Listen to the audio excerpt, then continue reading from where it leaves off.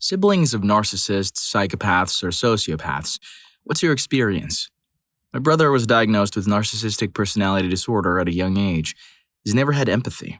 Children learn empathy at some point, but it was like he never reached that developmental stage. He was unconcerned when people got hurt. He tormented others in school to get what he wanted. Doctors, therapists, medication.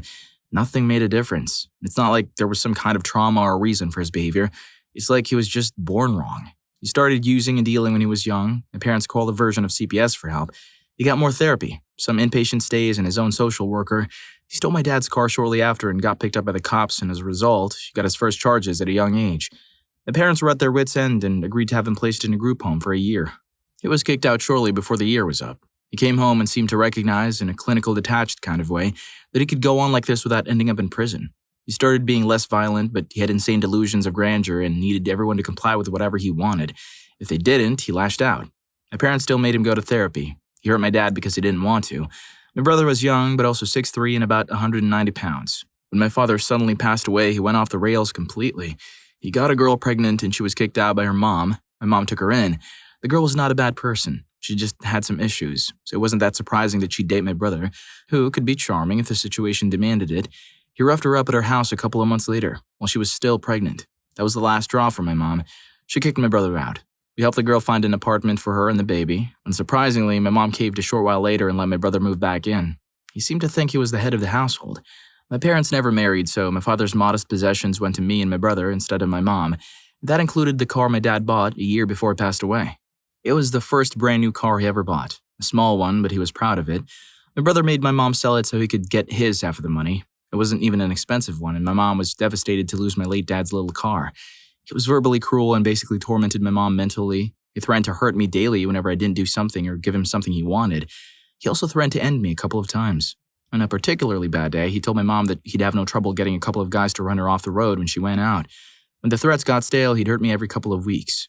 There was one particular instance where I was afraid he was going to finally get rid of me. He did his usual spiel of using me as a verbal punching bag because he had a bad day and I was just burned out. I didn't even react anymore. He hurt me. I had no idea how, but I fought him off, grabbed my phone, and ran to the bathroom where I locked myself in before he could get to me again. He was trying to beat down the door while I called the cops. The cops did nothing. They told me he lived there so we'd have to get along, and since we both said opposing things, nothing would come of it. I insisted they take my statement. Mom wasn't home at the time, but she was a wreck anyway and couldn't deal anymore. A couple of days later, my aunt came to visit. My brother was his charming, manipulative self for her. My aunt tried to pressure me into not pressing charges since, apparently, I gave myself the dozens of bruises and contusions I had, as my brother had told her. I was severely depressed at that point and gave my mom an ultimatum. Me or him. She kicked him out again. He came back a year later and I moved out for college immediately. I don't blame my mom much anymore. Rock in a hard place and all that, but she never could understand the fact that her love for her son was misplaced. He didn't have the things that make someone human. He had no empathy. He was not capable of love. He was just an empty shell that went through life trying to get whatever pleasures he desired by whatever means necessary. I haven't spoken to or seen him in about 7 years, but my mom's still in contact with him. He went to Spain when the mother of his daughter tried to get child support. Sometimes my mom still talks about the things he's done. A couple of examples. He withheld rent from his Spanish landlord for like 6 months. The landlord had terminal cancer, and my brother saw it as a waste to give money to a terminally sick man. He married a girl in Spain and had another kid, and he now makes a living as a realtor. From what I've heard, he still thinks he's God's gift to mankind. I don't think I'd even go to his funeral if he passed away. Story 2. My daughter was in a vehicular accident when she was young and nearly left us. She was in a coma for 2 weeks and I was there all day every day, except to go home to shower and change. My sister decided that when I was at the hospital, it was the perfect time for her and her junkie girlfriend to jimmy the sliding door off the track, break in, and steal everything she could find. Jewelry, my camera, and yes, my daughter's piggy bank. The witch stole the piggy bank from a comatose kid. This happened many years ago and my daughter survived and is a mom herself now. Thankfully, she doesn't really remember much of the accident or aftermath. The sister is still around when she isn't in jail. She lives with my mother, who refuses to force her to deal with her crap, because enabling her has gotten us so far. But luckily, I only have to deal with her when I visit mom, or I get the she's done something stupid or I cannot deal with her anymore calls. Story 3. My sister has never been diagnosed with narcissism or a personality disorder other than OCD, but when we were younger, she often enjoyed telling people before I met them that I had a difficult relationship with the truth, so that they wouldn't want to be around me.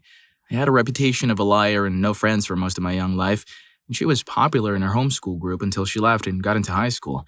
After she left, I still didn't have friends, but neither did she. and she blamed me for it during her frequent temper tantrums. She would throw things, scream, cry, and threaten me on a pretty regular basis. All of a sudden, the tantrums stopped, and she got engaged. He moved in with us, the tantrums started again, and for once, I wasn't the target. The worst fight they had happened when she caught him looking at a photo of a model, which she considered cheating. She hit him, and when her mom saw, she threatened to kick her out if she hit him again. They got married, moved out, and divorced within a year of him enlisting in the army. I guess the ex-husband wanted to get away somewhere with less violence. Story 4. They can make drama out of any situation and will try to drag you into it even years later. Example. I'm the next to the youngest. My whole family is terrible, but when I was planning my wedding, I was still trying to pretend I had a reasonable family. My future husband's family was like, leave it to Beaver. So he asked both of my sisters to be bridesmaids. I knew this was a risk, but I hoped they could keep their act together for a single evening. At the time, I thought they had. About 8 years later, we were in the same city because one of our brothers was in the hospital due to a bad car accident. We had one hotel room across the street from the hospital so people could go rest when they needed to. I was in that room with my oldest sister when she said, "You know, middle sister, stole wine glasses from your wedding, right?" I told her I didn't care. A couple of hours later, I was in that room with my middle sister. She said, "You know, older sister, stole glasses from your wedding, right?" I also told her I didn't care. So here we are waiting to see if our brother was going to make it, and both of these witches were playing reindeer games with me, trying to make me angry with the other one. Our brother lived. I've cut contact with all my siblings because they're like this. They have to start trouble no matter what the situation or consequences. Story 5. My experience is interesting. My mom passed away recently. When I called my sister to come down the day before she passed away, she said, "I thought she was going to leave today. I'm not disappointed, but I can't keep missing work." The next day, I called her to come to the hospital again as the doctor and I decided to take her off the ventilator. On the phone, she said, "Well, can we pull out the tube as soon as I get there because I have plans tonight?" She also proceeded to ask me for rent money that day, as I also lived with her. The things she says and doesn't realize how messed up they are baffling. I can't help but feel a mix of emotions whenever she says something baffling, but she's always looking for a reaction, positive or negative, which I refuse to give. I calmly told her that her mom's passing was only going to be convenient for my mom, whatever was best for her and made her most comfortable. I also reminded her of bereavement when she brought up missing work. I am done being emotionally charged by her. I refuse to let it affect me, or rather refuse to let her know it affects me. I keep it short and factual. She's mentally ill and I can't change that. I can only change how I perceive it and how I react. I love her unconditionally, but I do have to set boundaries, especially since I live with her. It's not easy, especially while grieving, but it's a must. I see her good qualities and try to focus on them and give her positive reinforcement when I see her do good things. Though I am younger than her by 9 years. She helped raise me, cried the first time she held me, and for the most part, loves me dearly. She, like I said, is just mentally ill. I have to love her where she is and hope that she finds some clarity and can fix herself. Love and honesty is all I can give her. I'm not usually speechless, but man, that is just crazy. The thing is, there are still other stories to come in this video, so if you want to watch this and other videos like this, hit the like button and subscribe to my channel. It would really help me out. Story 6. I was playing with a suitcase while watching TV. I was small enough to fit myself in it. My brother, nearly 4.5 years older than me, saw what I was doing and asked to zip me up in it. After already having learned to never trust him, I asked Mom to watch us to make sure he didn't do anything stupid. He zipped me up inside the suitcase and started carrying it in a shuffle step.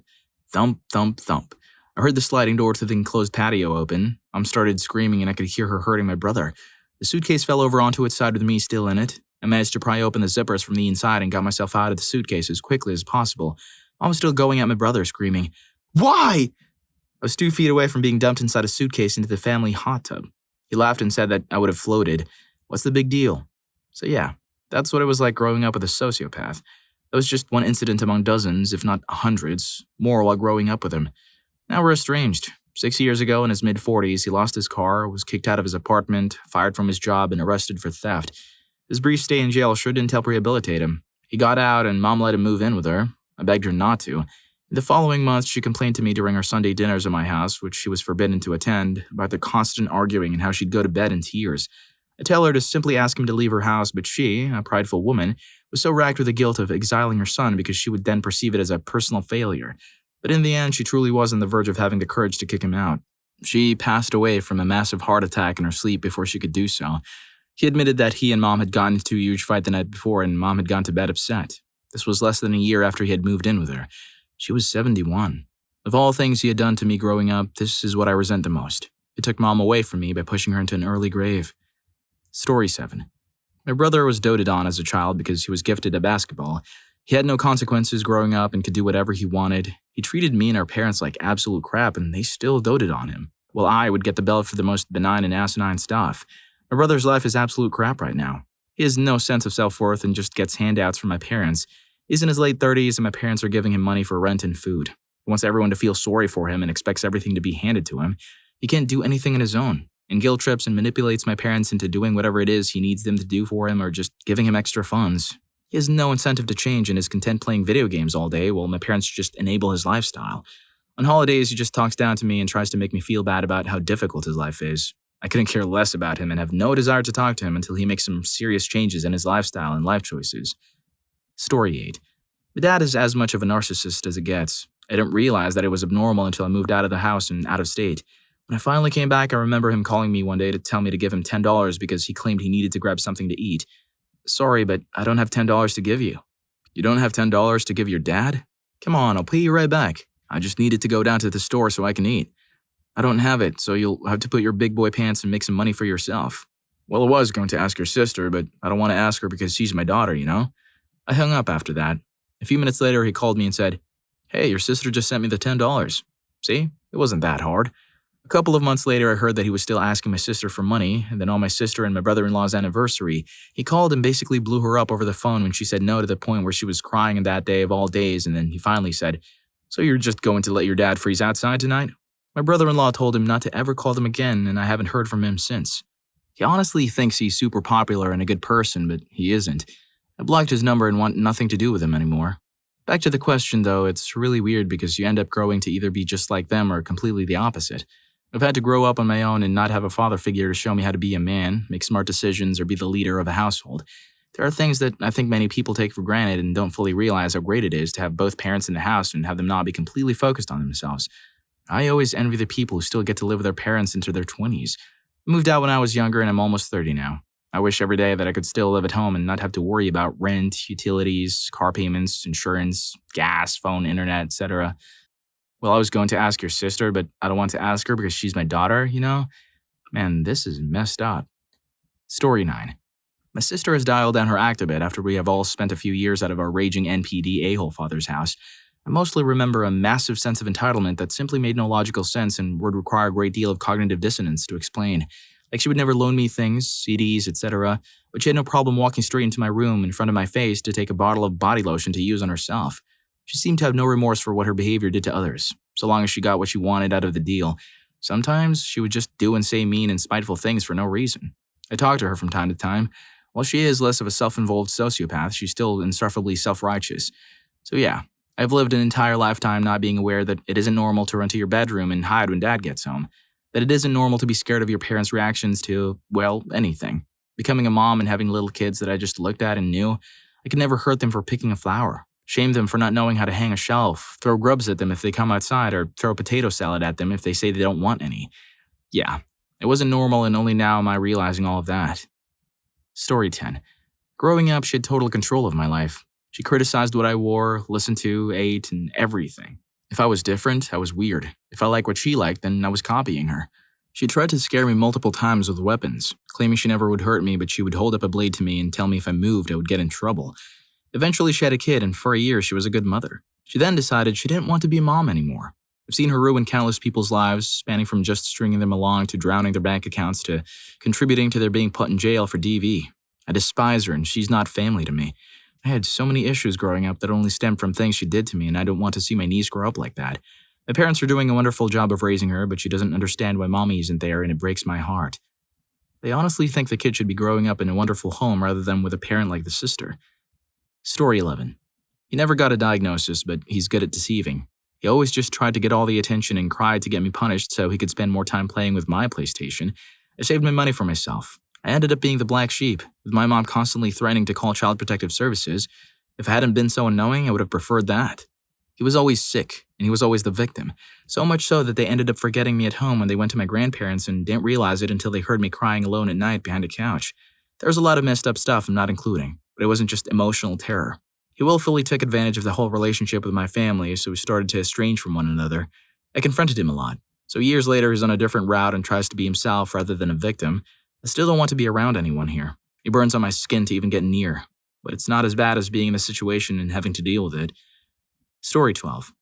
I have a sibling who used information online to isolate and convince myself and each of my other siblings that our parents were cruel narcissists.